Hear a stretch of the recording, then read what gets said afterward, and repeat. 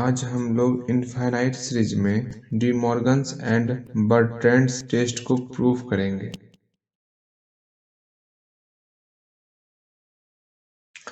हम लोग De Morgan's and Bertrand test को आज प्रूव करेंगे। इसको प्रूव करने से पहले आप यहाँ ध्यान दो, अगर हम कोई सीरीज u1, u2, u3 से लेकर के इन्फिनिटी तक un मान लेते, तो कोई भी सीरीज को कन्वर्जेंट और डाइवर्जेंट दिखाने के लिए हम लोग इनफाइनाइट सीरीज में बहुत सारा टेस्ट पढ़े हुए हैं। मतलब u1 से लेकर के un तक का जब हम सम निकालेंगे वो मेरा कोई फाइनाइट वैल्यू होगा ही कि नहीं होगा, उसके लिए हम लोग बहुत सारा टेस्ट निकाले हुए हैं। उस टेस्ट को एक नज़र हम लोग देख लेंगे, ठीक है ना। अगर u1 से un तक का सम करने के बाद कोई फाइनाइट वैल्यू आ रहा है, इसका मतलब वो सीरीज जो है मेरा कन्वर्जेंट है। अगर इनफाइनाइट वैल्यू आया तो वो सीरीज मेरा डाइवर्जेंट होगा। That's clear. पहला हम लोग पढ़े हुए हैं कुशीज रूट टेस्ट। इसमें हम लोग nth टर्म पर पावर 1/n करते थे और उसमें जो लिमिट निकला, यदि लेस देन 1 है तो कन्वर्जेंट। सिर्फ यही एक कंडीशन है जिसमें लेस देन 1 के लिए ये सीरीज को कन्वर्जेंट करता था। बाकी सब टेस्ट में जो है l ग्रेटर देन 1 के लिए कन्वर्जेंट होता है। कुशीज रूट टेस्ट के बाद हम लोग डी एलम्बर्ट्स रेशियो टेस्ट पढ़े, जिसमें हम लोग un और उसके आगे का टर्म un+1 इसका रेशियो निकालेंगे और इसमें लिमिट पुट करेंगे, और लिमिट का वैल्यू यदि ग्रेटर देन 1 आया तो कन्वर्जेंट। अगर कोई series D'Alembert's ratio test से फेल हो गया तो, अगर मान लो कन्वर्जेंसी और डाइवर्जेंसी का पता नहीं चला, तो हम लोग डी एलम्बर्ट्स से पता नहीं चला तो हम किसके पास जाएंगे? राबीज टेस्ट के पास। अब राबीज भाई आप बताओ ये सीरीज मेरा क्या है, कन्वर्जेंट है कि नहीं है? तो राबीज में क्या करेंगे, जो un/un+1 था उसमें 1 घटाएंगे और n से मल्टीप्लाई करेंगे, तब जाकर के उसका लिमिट निकालेंगे। अगर फिर वही कंडीशन l का वैल्यू ग्रेटर देन 1 रहा तो कन्वर्जेंट। अगर राबीज भी नहीं बता पाया कि वो कन्वर्जेंट है कि नहीं है, तब हम इससे भी बड़े डॉक्टर के पास जाएंगे। उसका नाम है De Morgan's and Bertrand test. इसमें जो है हम लोग को जो ये है टर्म, इस टर्म में 1 घटाना है और log n से मल्टीप्लाई करना है, उसके बाद लिमिट निकालें। फिर वही सेम फंडा, l ग्रेटर देन 1 के लिए कन्वर्जेंट, l लेस देन 1 के लिए डाइवर्जेंट, सेम यही फंडा चलेगा। हाँ, और ये लॉगरिथमिक और हायर लॉगरिथमिक मेरा जब un पर पावर n रहेगा उस कंडीशन के लिए। जब हम इसको सॉल्व करेंगे तब इसके बारे में चर्चा करेंगे। ओके, अब हम इसको प्रूव करते हैं De Morgan's and Bertrand test को। पहले इसका आप स्टेटमेंट समझ लो। अभी जो हम लोग यहाँ पर देखिए सेम यही क्या है, इसका स्टेटमेंट है। मतलब जो राबीज टेस्ट में था उस टर्म में हम लोग 1 घटाएंगे और log n से मल्टीप्लाई करने के बाद लिमिट लगाएंगे, और लिमिट का वैल्यू यदि ग्रेटर देन 1 रहा तो कन्वर्जेंट और लेस देन 1 रहा तो डाइवर्जेंट। मतलब l ग्रेटर देन 1 के लिए सीरीज का कोई ना कोई फाइनाइट वैल्यू निकलेगा। हम लोग इसको प्रूव करेंगे। अब इस सीरीज को हम लोगों ने l मान लिया, इसका जो लिमिटिंग वैल्यू निकलेगा वो हम लोग l मान लिए। ओके, अब जो है जैसे हम लोग राबीज टेस्ट को, लॉगरिथमिक टेस्ट को स्टैंडर्ड सीरीज से प्रूव किए थे, उसी तरह देखो हम दिखा देते हैं आपको। यहाँ देखो लॉगरिथमिक टेस्ट को हम लोग स्टैंडर्ड सीरीज से प्रूव किए थे, और यहाँ राबीज टेस्ट को हम लोग स्टैंडर्ड सीरीज से प्रूव किए थे। सेम इसी तरह De Morgan's and Bertrand test को हम लोग ऑक्सिलरी सीरीज से प्रूव करेंगे। ओके, इस सीरीज में इस टेस्ट को प्रूव करने के लिए हम लोग comparison test second type use करेंगे। वो क्या था, एक नज़र देख लो आप। अगर un/un+1 और vn/vn+1 में ये टर्म मेरा ग्रेटर है, उस कंडीशन में यदि vn कन्वर्जेंट रहेगा, इफ vn कन्वर्जेंट, तब जाकर के un क्या होगा, वो कन्वर्जेंट होगी। अगर इस दोनों टर्म में ये टर्म लेस देन रहा तो vn के डाइवर्जेंट होने पर un भी डाइवर्जेंट होगा। ये हम लोग सेकेंड कंपैरिजन टेस्ट में देखे थे। ओके, तो कंपैरिजन टेस्ट जो है पूरा का पूरा डिपेंड कर रहा है Vn पर, Vn के कन्वर्जेंट होने पर या Vn के डाइवर्जेंट होने पर। तो हम लोग जो ऑक्सिलरी सीरीज मानेंगे वो हम लोग Vn के टर्म में मानेंगे। Okay, summation of Vn(h), auxiliary series summation of Vn(h). Vn term किस प्रकार का है, हम लोग यहाँ पर Vn को मान लिए 1/n इंटू लॉग n पर पावर p, जहाँ पर यदि p का वैल्यू ग्रेटर देन 1 रहेगा तो कन्वर्जेंट और लेस देन इक्वल टू 1 रहेगा तो डाइवर्जेंट। ये सेम आपका स्टैंडर्ड सीरीज की तरह है। स्टैंडर्ड सीरीज में ये log n नहीं था, n पर पावर p था, लेकिन आप इसी में जब आगे बढ़ोगे तो log n लगने के बाद जब इस फॉर्म में रहेगा तो इस फॉर्म में भी आपका यही रूल होगा। p जब ग्रेटर देन 1 हो तो कन्वर्जेंट और p less than equal to 1 हो तो डाइवर्जेंट। इसको आप ऐसे समझो कि हम लोग राबिस टेस्ट को प्रूफ करने के लिए जो सीरीज लिए थे वो था स्टैंडर्ड सीरीज, वो था 1/n पर पावर p के रूप में, पर हम लोग प्रूफ कर रहे हैं डी मॉर्गन्स एंड बर्ट्रेंड्स टेस्ट। उसमें यहाँ log n से मल्टीप्लाई है ना, इसलिए हम लोग log n वाले फॉर्म में Vn को मानेंगे। क्लियर? क्योंकि सेकेंड कंपैरिजन टेस्ट में Vn/Vn+1 है, तो हम लोग पहले Vn/Vn+1 का वैल्यू फाइंड कर लेंगे, उसके बाद ये सब काम करना है, greater than, less than, convergent, divergent. पहले हम लोग इसका वैल्यू निकाल लेते हैं Vn/Vn+1 का। मेरे पास तो Vn पहले से है, हमको चाहिए Vn+1। जहाँ पर n है वहाँ पर n+1 पुट कर दो, log n+1, इसलिए Vn/Vn+1। इस दोनों को जब हम बटे में लेंगे, जब इस दोनों का हम लोग रेशो निकालेंगे तो ये टर्म ऊपर आ जाएगा, तो n+1 ये टर्म आपका ऊपर चले आया और ये नीचे। अब जो है log वाले टर्म को एक साथ और n वाले टर्म को एक साथ। हमको तो बस log n चाहिए ना, यहाँ पर एक्स्ट्रा टर्म आ गया है log n+1, इसको हम log n के फॉर्म में लाएंगे, log n के फॉर्म में लाना है। अच्छा, log n+1 को log n के फॉर्म में लाना है, तो हम क्या करते हैं, इस n+1 में n से मल्टीप्लाई कर देते हैं और n से डिवाइड भी कर देते हैं। ओके, अब क्या होगा, n इंटू n+1/n। ये जो मल्टीप्लाई वाला टर्म है हम जानते हैं log m into log n का, log m plus log n। log अगर m और n का गुना रहेगा तो log m और log n एड के रूप में अलग अलग हो जाता है, तो इसको हम अलग अलग कर लेंगे। क्या होगा, log n अब प्लस log n+1/n। इसको तोड़ ही दो, n से इस n में डिवाइड करेंगे तो 1 प्लस 1/n। देखो, ऐसा करने से जो है पहले तो ये 1/n के फॉर्म में आया, और हम लोग इसमें लिमिट लगाने वाले हैं, limit n tends to infinity लगाने वाले हैं। जब हम n का वैल्यू इन्फिनिटी पुट करेंगे तो 1/∞ का वैल्यू 0 आएगा, ये टर्म तो 0 हो जाएगा, बचेगा सिर्फ log n का टर्म, जो कि हमको स्टेटमेंट में प्रूफ में चाहिए।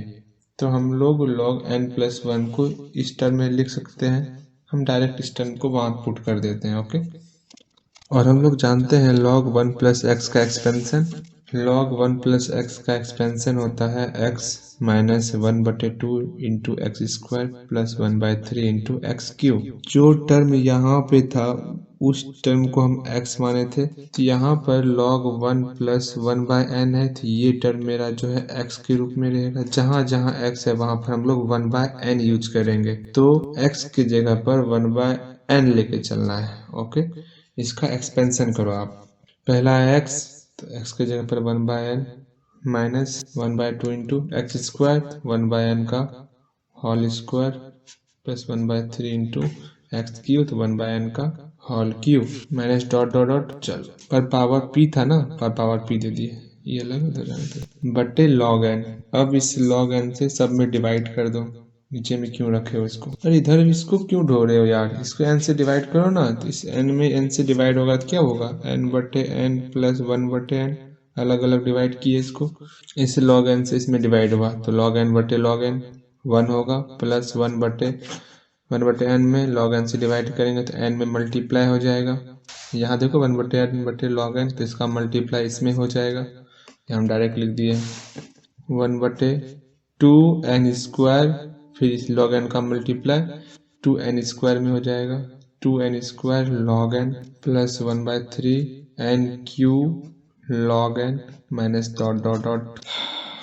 चलो n से n कैंसिल तो 1 बचा, यहाँ log n से log n कैंसिल तो यहाँ 1 बचा। इसको लिखो एक बार आप 1 + 1/n। जैसे जैसे हम आगे बढ़ रहे हैं वैसे वैसे जो है हर एक टर्म का मान कम होते जा रहा है। यहाँ समझना है तो पहले यहाँ ध्यान दो आप। जैसे 1/2 इससे छोटा ये है, क्यों? क्योंकि यदि हम हर का मान बढ़ाते हैं तो भिन्न का मान घट जाता है। तो 2 से मेरा 8 हो गया, 8 से बढ़ते जा रहा है, तो जितना ज्यादा हर का मान रहेगा उतना ज्यादा फ्रैक्शन का वैल्यू कम आएगा, भिन्न का वैल्यू कम आएगा। वही फंडा यहाँ पर है। इसमें जो है हर का मान बहुत ज़्यादा है, ये भी हर का मान बहुत ज़्यादा है, तो हम लोग इसका लगभग में जो है कोई 2 टर्म लेके चलते हैं। ओके, इस टर्म को हम लोग नेगलेक्ट ले लेते हैं क्योंकि ये करीबन करीब 0 के बराबर हो जाएगा। अरे वैसे भी 1/, कर रहे हैं, इसका वैल्यू मैक्सिमम है। जैसे 1/2 का मान 0.5 होता है। अगर नीचे वाला कहीं वैल्यू ज़्यादा है तो इसका वैल्यू करीबन करीब 0 के बराबर तो होगा ही। हम कोई 2 टर्म लेके चलेंगे, ये सब वैल्यू करीबन करीब 0 के बराबर है, इसको हम लोग नेगलेक्ट कर देंगे।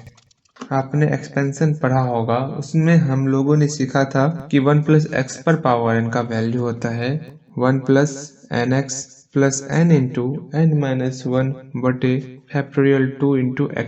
Plus dot dot. इस प्रकार का हम लोग वैल्यू सीखे थे। मतलब जो टर्म यहाँ पे है वही टर्म में n से मल्टीप्लाई करना है। तो यहाँ 1 + n × x nx + n × n-1/2 x²। तो यहाँ पर x के जगह पर 1/n × log n है। तो जहाँ जहाँ x होगा वहाँ पर हम 1/n × log n पुट करेंगे। ओके, चलो इसको तोड़ो आप। पहला है 1 + nx, n के जगह पर मेरा p है, n के जगह पर मेरा क्या है, p है। तो जहाँ n है वहाँ पर p × x के जगह पर हम पहले बोले थे आपको, पहले n की जगह पर p है तो सब जगह हम p पुट कर देते हैं। ओके, अब हमको x के जगह पर ये वैल्यू पुट करना है तो p × x की जगह पर 1/n log n, ठीक, प्लस फिर जो टर्म है उस टर्म को लिख लो आप, इंटू x² की जगह पर, x की जगह पर ये पुट करना है 1/n log n का होल स्क्वायर प्लस, तो इस तरह का टर्म आते जाएगा।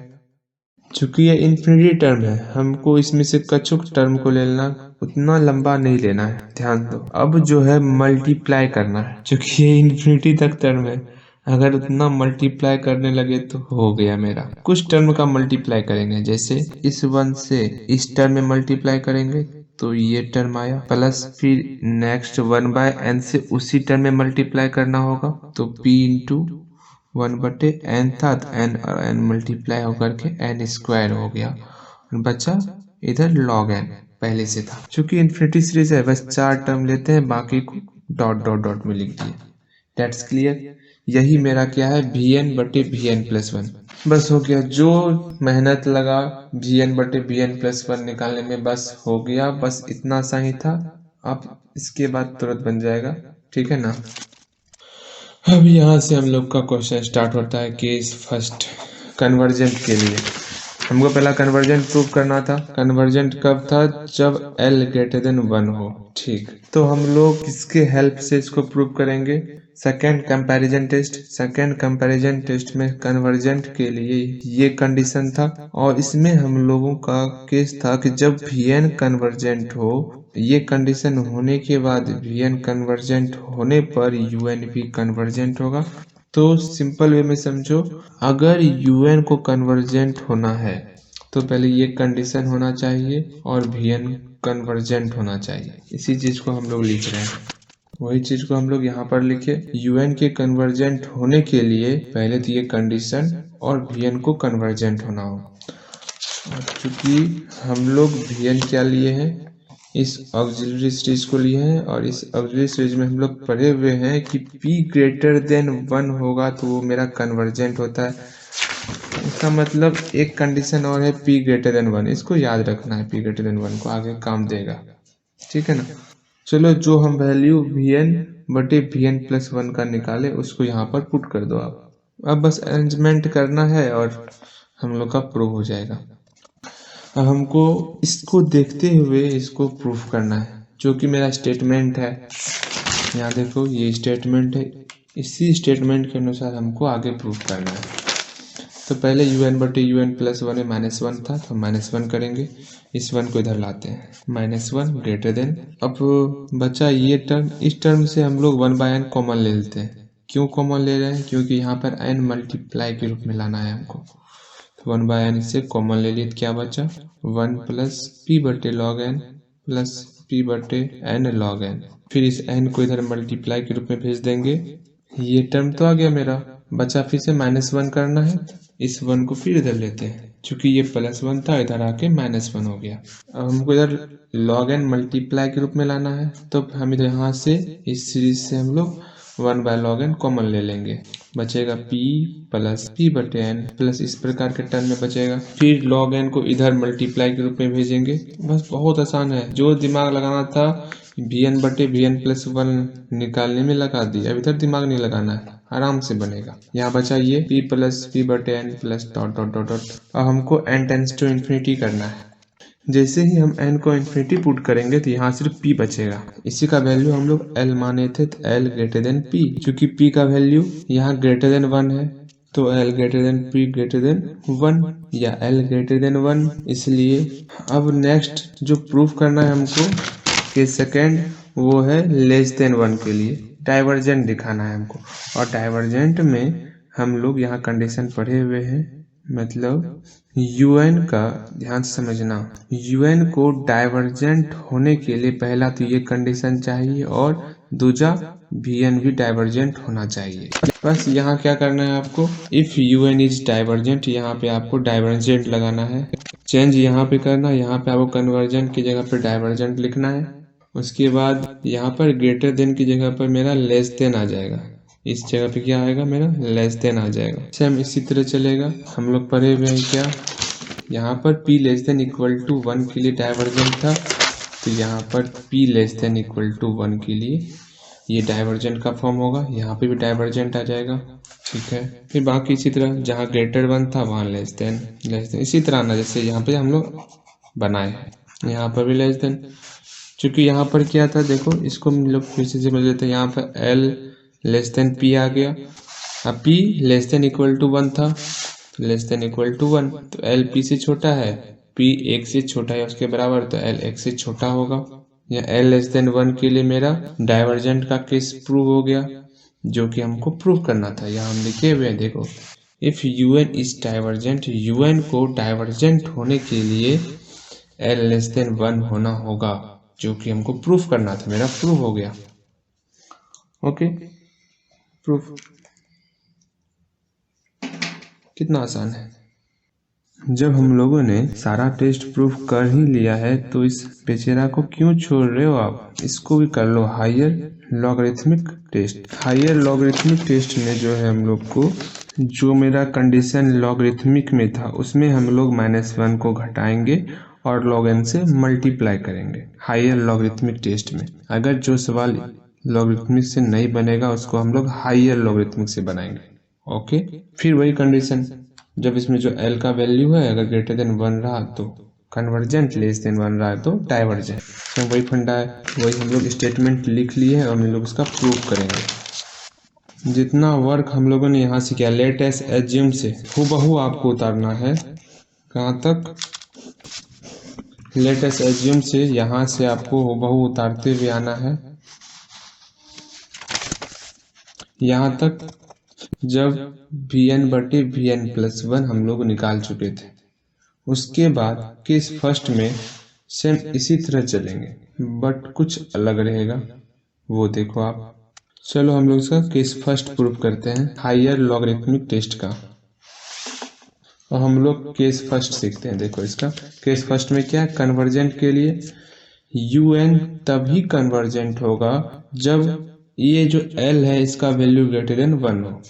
और हम लोग देखे हुए हैं कि un कन्वर्जेंट होने के लिए दो कंडीशन था। पहला ये कंडीशन, सेकंड Vn कन्वर्जेंट होना चाहिए। हम लोग सेकंड कंपैरिजन टेस्ट में देखें तो हम लोग इसको लेंगे, अगर ये दोनों सेटिस्फाई हुआ और यदि L ग्रेटर देन 1 निकल गया, इसका मतलब UN क्या है, कन्वर्जेंट है। ओके, सेकंड कंपैरिजन टेस्ट की हेल्प से हम उसको प्रूफ करेंगे। केस फर्स्ट, हुबहू हम लोग यहाँ तक उतारेंगे UN बटे UN+1, ये पूरा लाइन तक हम लोग उतारते हैं। ओके, अब देखो लॉगरिथमिक, हायर लॉगरिथमिक टेस्ट का कंडीशन क्या था वो यहाँ लिख लो आप। चलो यहाँ पर इसको देखते हुए हम इसको सॉल्व करेंगे। पहला UN बटे UN+1 में लॉग लगा हुआ है तो हम दोनों बगल लॉग लगाएंगे।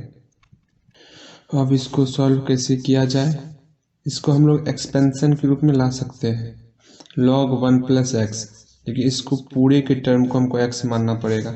इस सब को हम लोग एक ग्रुप में रख लेते हैं। अब ये log 1 + x के रूप में आ गया। log 1 + x का एक्सपेंशन हम लोग जानते हैं कि x - 1 बटे 2x² + 1/3 into x³ minus dot dot dot इस प्रकार होता है। हम x के बदले में ये टर्म पुट करेंगे, बाकी हुबहू इसको उतारेंगे। ओके, पहला क्या x, तो x के जगह पर ये लिखेंगे, ये पूरा टर्म हो गया x के बदले में -½ x², फिर इस टर्म का स्क्वायर करेंगे हम लोग, फिर +1/3 x³ + 1/3 x³, फिर इसका क्यू करेंगे। इसी प्रकार आगे बढ़ते जाएगा। कितना लिखेंगे, आप लोग बस 2 टर्म ही लिखना, ज़्यादा मत लिखना, पेज इसी से भर जाएगा आपका। ओके, अब यहाँ पर इसका स्क्वायर करना है, हम तो a + b का होल स्क्वायर बहुत आसानी से कर लेते हैं। क्यों आप तीसरा टर्म रखे हुए हो, इसको नेगलेक्ट करके चलो आप, ये a मान लो, ये b मान लो, तो a + b का होल स्क्वायर, चूंकि इन्फिनिटी है, इनफाइनाइट टर्म तक आते रहेगा, तो हम किसी 2 टर्म, आगे के 2 टर्म का ही स्क्वायर करेंगे। ओके, इसको हम लोग नेगलेक्ट कर देंगे, इस टर्म को हम लोग नेगलेक्ट कर देंगे, बचा ये 2 टर्म, इसका स्क्वायर करेंगे, क्या होगा वो देखो आप, 1/n का होल स्क्वायर 1/n² प्लस इसका स्क्वायर करो p² बटे n² log n का होल स्क्वायर प्लस 2ab, दोनों को मल्टीप्लाई 2p बटे n² log n into n²। इसी तरह टर्म आगे बढ़ते हम सीधा डॉट डॉट डाल लेते हैं। ठीक है, इस टर्म को छोड़ो, हम बस 2 टर्म लेके ही चलेंगे। अब हम लोग को 1/n वाला टर्म, 1/n² वाला टर्म को एक साथ करना है, सब तो जोड़ घटाव के रूप में है, तो जितना 1/n का टर्म है उसको एक जगह रखेंगे, एक ग्रुप में रखेंगे, जितना 1/n² वाला टर्म है उसको एक ग्रुप में रखेंगे। बस जो मेहनत लग रहा है इतनी 2-3 लाइन में लग रहा है, उसके बाद आपको दिक्कत नहीं होगा। तो n वाला टर्म कौन कौन सा है, एक ये टर्म है और एक ये टर्म है, और कोई टर्म है नहीं है, चलो इसको एक जगह लिख रख लो आप। 1/n² वाला टर्म, एक ये टर्म है, ये है, ये है, ये है, इधर सब n² का टर्म है, अभी जितना इसमें यहाँ दिख रहा है, तो सबसे जो है हम लोग 1/n² सब में कॉमन आ रहा है, तो सबसे 1/n² कॉमन ले लेते हैं, तो यहाँ क्या बचा, p/log n, यहाँ पर n² 1/n² तो कॉमन ले ली, यहाँ बचा -1/2, इस टर्म से भी तो 1/n² कॉमन आया आपका, तो बचा p²/log n का होल स्क्वायर, और ये बाहर है -1/2 था, तो -1/2 से गुना हो गया। ठीक, माइनस डॉट डॉट डॉट डालो सीधा, बस अब नहीं करना है। अब हमको यहाँ देखो लॉग में n से मल्टीप्लाई किया हुआ था, n से मल्टीप्लाई करना है, तो हम लोग 1/n कॉमन ले लेते हैं, 1/n कॉमन लिए तो 1 प्लस यहाँ बचा p/log n, यहाँ पर 1/n इंटू p/log n -1/2, इसी तरह का टर्म बचेगा आगे।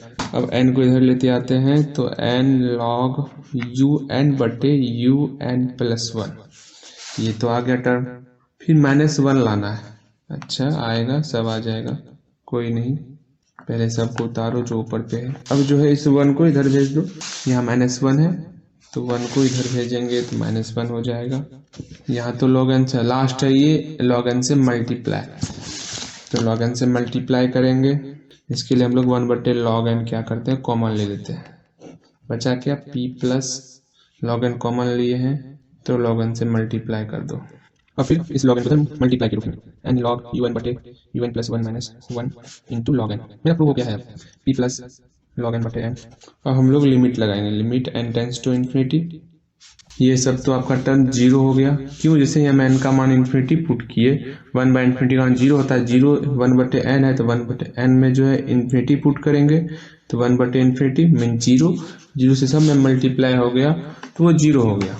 अब कोई कहोगे भैया इसमें क्यों नहीं इन्फिनिटी पुट किए? ओ भाई लॉग एन में ध्यान देना, ये आपका शॉर्ट तरीका है अच्छे से समझने का। लॉग एन में इन्फिनिटी मान पुट होने से पहले, लॉग इन्फिनिटी इन्फिनिटी के करीब होने से पहले इसमें जो है एन इन्फिनिटी बन चुका था और इसमें डिवाइड होकर के वो जीरो के करीब हो गया, ठीक है ना। वरना इसको आप सॉल्व करना आगे, तब जा करके जो है इन्फिनिटी मान पुट करना। पहले इस मेरा हिसाब काफी लंबा हो चुका है, आगे हमको और हिसाब को लेंदी नहीं करना है। ये पूरा जीरो हो गया। इसको हम लोग एल माने थे, एल ग्रेटर देन पी, क्योंकि स्टार्टिंग में यहाँ पी ग्रेटर देन 1 था तो यहाँ पर पी ग्रेटर देन 1 होगा और एल ग्रेटर देन 1 हो गया। एल ग्रेटर देन 1 के लिए मेरा कन्वर्जेंट आ गया। केस फर्स्ट मेरा प्रूफ। अब केस सेकेंड क्या करना है आपको वो देखो। केस सेकेंड में हम लोग यहाँ डाइवर्जेंट लेंगे और यहाँ पर लेस देन, यहाँ पर p less than equal to 1, same उसी तरह यहाँ पर लेस देन, यहाँ पर लेस देन, यहाँ पर लेस देन और यहाँ पर लेस देन, यहाँ पर लेस देन, यहाँ पर लेस देन, यहाँ पर लेस देन इक्वल टू, देखो यहाँ पर L less than P less than equal to 1 तो एल लेस देन 1। दोनों कंडीशन की, ये हुआ डाइवर्जेंट का कंडीशन, ये हुआ आपका डाइवर्जेंट का कंडीशन, ये हुआ आपका कन्वर्जेंट का कंडीशन। ओके, मेरा हायर लॉगरिथमिक भी प्रूव हो गया। That's clear.